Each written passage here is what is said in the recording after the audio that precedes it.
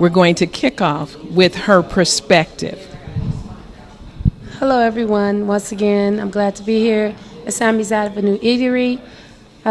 Thank you so much, Apostle Barber, for this show and reaching the masses and letting everybody get the wisdom that you are going around sharing and imparting. Is very important.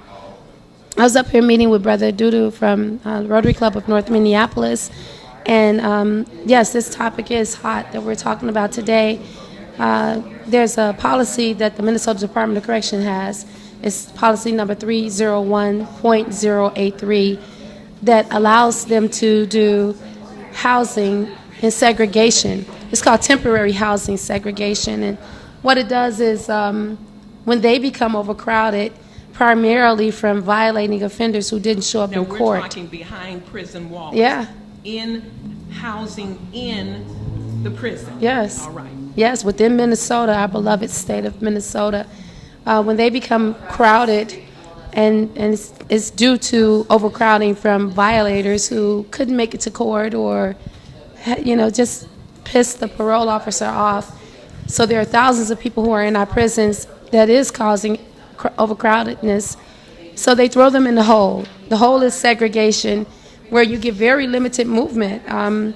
1 hour out to recreation, and then 23 hours in prison in a cage. And this is primarily because they don't have enough room to house people who are violators of what they call the law. And the law is whatever they say it is, just like a crime. A crime is whatever they say it is. So it's a crime to miss court now. It's a crime to be late to an appointment with your parole officer. You can wind up back in the hole. So I'm totally against policy number 301.83. I think there are better ways to deal with humans in our society who miss court. Perhaps they need a ride, or perhaps they need a babysitter. We could deal with us as civilians, and we could deal with us as American citizens, as stated in the Constitution of the United States of America. Josh, what's your perspective? Well, I feel that it's crazy, it's sad, and prison is not just to house people anymore. I think it's a business, and that's why we're getting locked up much more, because it's a business. Somebody's getting paid for us to be in there, and that's what they're looking at. And like, if they can get $50,000, they'll put them in the hole just to make sure that they get their money. And it's kind of crazy how the Constitution, and a lot of, not just the Constitution, they say you're innocent until proven guilty, but typically you're getting locked up before you're even proven innocent. So it's pretty much guilty until you prove it's innocent. So, it's kind of mad. It needs to change. We definitely need to change it. We just got to change it. It's ridiculous. All right, and we're going to hear Chris's perspective very quickly. All right, Chris, your perspective? On, yes, the overcrowding in the jails.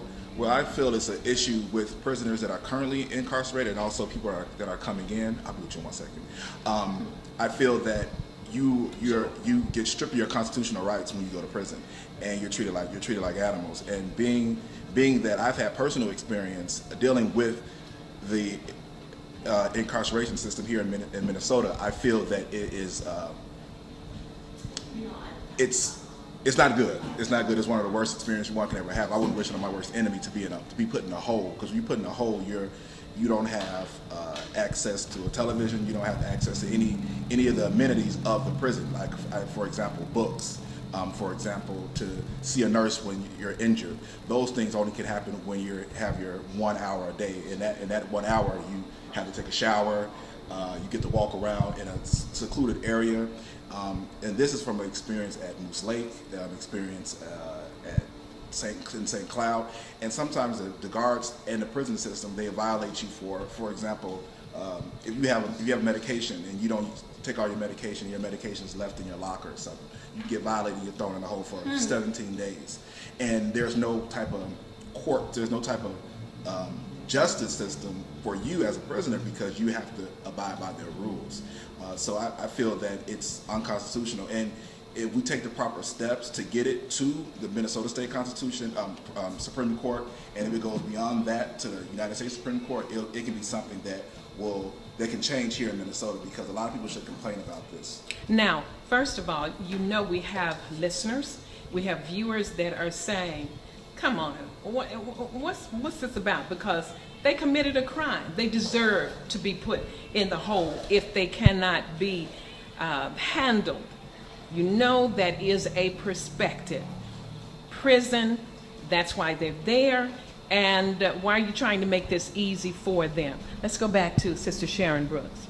Well, the brother made a really good point, saying that our constitutional rights are stripped. We know about the 13th Amendment, thanks to Sister Ava with her movie, the 13th Amendment, that when you're duly convicted of a crime, that you are then a slave. So as slaves in the prison system, they do all kinds of things to slaves, as they always have done, particularly black people, which make up some 80% of those who are thrown into the hole for those violations, as I'm sure the brother can contest to. Those who are saying that you should be in prison because of a crime, then we have to define what is a crime. Is it a crime to spit on the ground? Is it a crime to look behind a tree? Sure, those things were crimes a little earlier this year or last year, before Sister Nakima Levy-Pounds fought hard to get that taken off of the law books. So there are many things that are deemed a crime that I don't agree with, that they should not be crimes. And as the brother mentioned, we should take that to our Supreme Court. Right now, I'm a journalist as well. I write about these things and I bring it to the light so that we can have some actions. If you go to your Spokesman Recorder today, this whole week, I'm not sure which page it's on, but it's called A House Is Not a Hole. A house is not a hole. None of us want to live in a hole for 23 hours a day and 1 hour out because we miss court. It should not be a crime that you have to go to prison and live in a hole because you miss your court date. The majority of us who miss our court date don't expect that. Or should you? Should you go to prison because you missed your court date? Why did you miss your court date? The car wouldn't start. You caught the flu, whatever. There are many, many, many people, particularly black people, who are persecuted for missing a court date, violated. So the Minnesota Department of Corrections really need to take a step back and look at some of these policies that are affecting our community. And when they let them out of these horrendous cages after 90 days or so and send them back to the community, which is inundated with weapons and drugs, and then we have shootings and murders because you kept somebody in the cage and dealt with their psyche, which I think the brother here was talking about. That's so crucial. So we're pro-life. So we have to stop doing things that are anti-life, such as throwing people in the hole for 23 hours a day and 1 hour out. Go ahead, Josh Nolan. Like I said, you know what I mean? Prison is just like a business now. People are getting paid off of it, you know, and a lot of the people that's getting paid off of it is not of our color. And it's going to keep on going down like this unless we do say something. Because, you know, just like she was saying, like if you lock somebody up for 23 hours a day, in the first place, he's probably there for a violation of his parole. What if he was on parole for just arguing? Is that fair for him to be in a hole for just arguing with somebody and the police came up to him and arrested him and now he's on papers? That's not fair.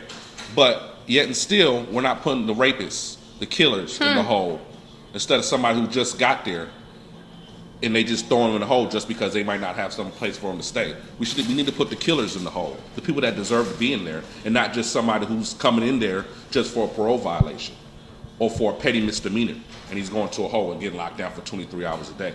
And then when he gets out and he wonder why he don't like the police, because you locked me up for 23 hours of a day and you let me out and I didn't even do anything to deserve that. So something got to change. All right, so who is investigating? Who's digging behind the prison doors as it relates to accountability and looking into the corruption that is actually organized at its highest level, corruption in the penal system? And I'm talking about from the, the commissioners, as well as the, what do they call them, at the prison. I don't want to say commissioners. Wardens. The wardens, and how things are dealt with there. Who is literally on the wall investigating corruption? Well, you said it's a business. Yeah. You said it's a business. Right, exactly. And there's corruption in business. That But would- we are not dealing with this Well, piece. I will say that will be Piece of Hope, of which I'm the founder and the director of, and I want to not call it corruption. I want to call it misjudgment, and misjudgment of character, particularly the black community character, and the way that we do care about ourselves. They've misjudged us. They believe that it's okay to throw us in the hole, or maybe we don't mind. So Piece of Hope and our team, which is comprised of Minister Toya Woodland, Brother David Banky, myself, and we have a sister named MJ who's on the team as well. The five of us have dug deep within the policies of the Minnesota Department of Corrections, and we've exposed and hopefully brought to light the errors of their misjudgment of the black community. We do value ourselves, and to have policy number 301.083 in our midst is something that we're not comfortable with, and perhaps they didn't know. Maybe we haven't spoke up enough as a community to talk about our joyful times and the way we love to have fun and love one another. They hear a lot about the fights and the killings and things, but there's a loving side to us. So instituting those kind of policies that mainly affect us is a mistake on their part. So I won't call it corruption, because I'm not, I don't want to be enemies with our Department of Corrections. Or adversarial. I simply want them to redirect their energies towards correctional things, which is what the facility is supposed to be all about. We have big institutions that are all for the buildup of the black community, institutions such as Emerge Career and Technology Center. We have the Urban League down the street.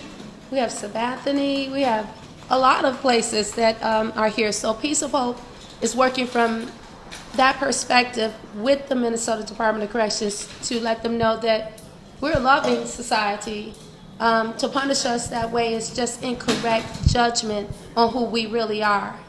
So we welcome everybody to send us an email at contactpieceofhope@gmail.com and help us make Minnesota Department of Corrections aware that policy number 301.83 is not for us. It's not a way to resolve housing solutions that affect mainly black people. Throwing us in the hole for 23 hours a day and 1 hour out is inhumane to any person of any race, anywhere. They need another way to figure out how to house people. And like the brother said, stop violating them on such petty offenses. So, we want to just bring that thing to light and eliminate it. All right, Josh. Pretty much she said it all in a nutshell. I can't really add anything to that, but that's probably some of the problem. We don't know who to go talk to. Well, I personally don't know. Now I know I can come talk to her when I have some issues. We definitely do need to get this resolved, because this is just crazy. We're getting locked up. We're getting put in the hole. We need to get up. We need to get up and get out and actually say something and do something. We can have discussions like this all the time, but until something gets done, it's going to keep on happening. So, being behind the scenes right at this moment, but also coming from an investigative reporting standpoint, I appreciate Sister Brooks' compassion from the standpoint of working on this issue with the system, working on it with the system, giving them a pass and go. But the reality of it all, who are the watchdogs? Who are those that sit in a power position that are holding accountable practices that are unjust behind the walls? Well, Practices that are unjust behind the penal walls, when it is to be a system of, shall we say, reacclimating an individual, concerning or penalizing them for the crime that they have been charged with, whether they were guilty or not. But that's what it's in place for. But we know beyond a shadow of a doubt that Those beds are filled best based upon contractual demands, and there is profiteering being made on some of our penal systems as a result of making sure that those beds are full. Not only that, connected to that is legacy, generational, meaning repeating crimes, looking at that and making a decision about, shall we build another prison and how many beds to fill? Can we be guaranteed on this contract? So where is the watchdog? Where are the eyes that keep track of, or shall I say, look at the books, look at what is going on behind the wall for injustices that are occurring? Well, like I said, Peace of Hope, we're pioneers at keeping an eye on the Minnesota Department of Corrections. We have established an ongoing relationship with our commissioner, with the Minnesota Department of Corrections, Commissioner Tom Roy, and his deputy commissioners, Terry Carlson and Ron Solheid and others. We make sure that we are abreast of their policy changes. And we've read the manual several times and continue to. And by maintaining those relationships, which they don't think are unjust, by the way. So when you talk about behind the wall, they don't think that they're making unjust policies. These are just policies to them. And since the black community hasn't made enough noise, it must be okay with us too. So now that we're starting to make noise, and now that Peace of Hope has taken what I believe the reins at this, we do need community support. We need everybody to say, hey, that ain't right. Hey, that we don't like that. Because the Department of Corrections does not think that they're wrong. They think that they're right. The things that they're doing to us, they feel are okay. And so unless we say otherwise, which in my opinion, we haven't said it loud enough. We say it amongst each other. We say it at parties. We say it over lunch. But we haven't said it as a unified community. Until we do, like I hope we're doing now, as well as in the article that's in the Spokesman Recorder this week that I wrote about it, then they're going to think it's okay. So sis, behind the walls, no, they don't think that they're doing something wrong. So we have to let them know that we don't like it, that there's no state prison in the Twin Cities. There's no bus line to go to any of the state prisons. So if you don't have a car and insurance and gas, you're not going to see your loved one. We need to unite. We have to unite and talk about the injustices that they think are okay. They think are okay. All right, so when a voice such as Peace of Hope, Inc. has taken this by, shall we say, by the bullhorn, and is standing in the gap, has a seat at the table with the correctional facility in Minnesota, I suggest to our listeners, to our viewers, that you contact Peace of Hope. Instead of going directly to the correctional facility, then reach out to Peace of Hope, because it's already in place. You've just heard the clarity concerning our voice, and so now it's time to, as far as I'm concerned, look at this from a solidarity standpoint. Absolutely. An organized solidarity standpoint, where you might be able to, not might, you will be heard, but you've got to bring your concern. You visit your loved ones in the penal system. You know what they're saying. Begin to ask them when you go and visit. Josh, what do you think about that? Ask that inmate, what's going on? Right. Yeah, that too. And that's why it's so important to go out and vote, because, you know, you got to get the right legislators, you got to get the right senators, you got to get the right politicians. And that's where we're at right now. Yeah, that actually going to go in and say something, do something, and care. So if we don't even go out and vote, we're going to keep on letting it go on. Because if we got the wrong people in office, the wrong people are going to keep doing the wrong things. So we need to get the right people in office before they get the right things done. So that's how I feel about it. You know, you can ask the inmate how it's going. Most likely he's going to say it's going like hell.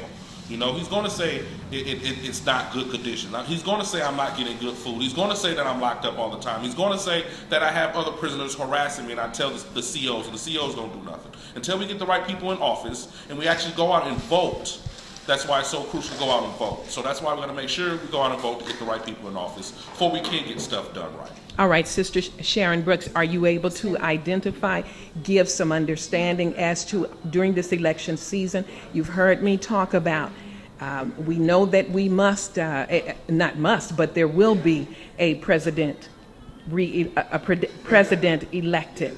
We only have two candidates that are running for that office.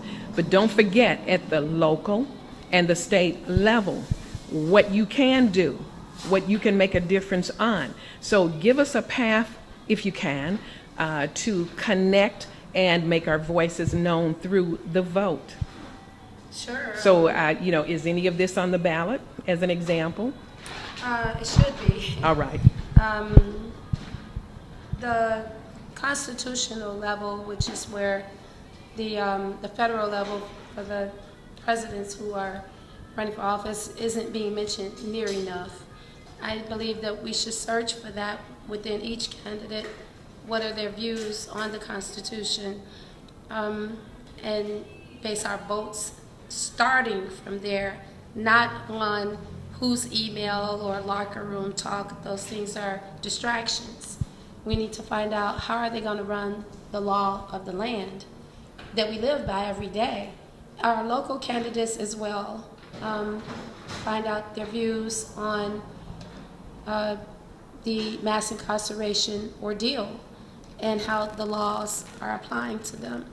I personally am running, support the DFL ticket where Carrie Jo Felder is running for a school board member, and I also support many of their Democratic opponents who also have good views. So whether they win or lose, we have some really good people in line to take leadership, but there can only be one winner, right? So where Hillary Clinton is concerned, as well as Donald Trump, we need to find out how they stand constitutionally as opposed to the smaller details that are acting as distractions. It's not on That's the main correct. focus. That's right, absolutely. Yeah. Take about 3 minutes and talk about the training that you have available and the Constitution. Oh, We had a hefty discussion about that, so let's bring it to our viewers. Because the Constitution is the law of our land, and Black people became counted in the Constitution during the 13th and 14th Amendment, and we now have all of those inalienable rights for which are promised in the preamble. We need to learn it. And so, having recently graduated from Metropolitan State University, which this was one of my majors, I decided to teach it and emerge being a creative, open-minded career and technology center gives me the opportunity to teach it. So every Wednesday and Thursday from 10 a.m. to noon, I teach constitutional law and civil rights in a class I call Freedom of Each. And it gives us a certain amount of freedom to know our powers that we carry based on the Constitution, which was not initially written for us. It was written for white people and their posterity. You will learn 16 new definitions, and as well as study 7 constitutional law cases such as Miranda versus Arizona. We read our Miranda rights all the time. You all probably can quote them to me, but does anybody know why? What is a Miranda? What happened? Who was this person, or was it a person? So we'll teach that, we'll learn that. We'll also learn about Roe versus Wade, which is this huge abortion issue that's probably going to wind up back in the Supreme Court. We need to know these things and how they affect us right here in North Minneapolis or wherever we are, especially in urban America. So that happens every Wednesday and Thursday, 10 a.m. to noon at Emerge. I also have a trip coming up to St. Cloud Prison for families who want to visit their loved ones. It's no cost to you, donations only. We have room for 10 people, 10 families. You can give me a call at 612-220-4678. Let's slow that number down. 612-220-4678. And you could reserve your seat. We'll take you to and from St. Cloud Prison, get you registered and everything. And you can visit your loved one and bring the message that Apostle Barber is bringing to you today, take it within the prison walls, so that, as she mentioned, we can go in solidarity before the commissioners and those people as one, not separate, but as one. We also have the Greatness of Man Forum that's going to be held on November 17th with Brother Dwayne Martin. It's also self-empowerment. Your life will never be the same if you attend. He promises to bring it. So join us November the 17th at Emerge Career Technology Center, 1834 Emerson Avenue North on November 17th. We have a lot going on, a lot we want to share, a lot we want to do, and help our community defuse ourselves, especially now that we're armed. We're armed. We don't have to be dangerous. You can be armed and not dangerous. So we want to empower you with that, with the Piece of Hope, and take it back to the Department of Corrections and tell them that we feel good about ourselves, that our Black lives do matter, as well as their lives. So maybe we can find some harmony through these different meetings and forums that we're hosting. You're listening to the voice of Sister Sharon Brooks. She is the executive director and founder of Piece of Hope. I hope that this has triggered your complacency, caused you to be jump starts. Every now and then we need to be resuscitated, and I believe that that's what has taken place today. So I want you to continue to plug in to SB Barber Morning Show, and thank you for joining us today. And we want your feedback. When you see this YouTube clip, please give us your feedback. Reach out to Brooke Peace on Facebook or contact Piece of Hope Inc. directly and give them your feedback. But not only that, solidarity. We need to make this happen in solidarity. You have an opportunity to do it the right way. Thank you. All right, I've got to go now.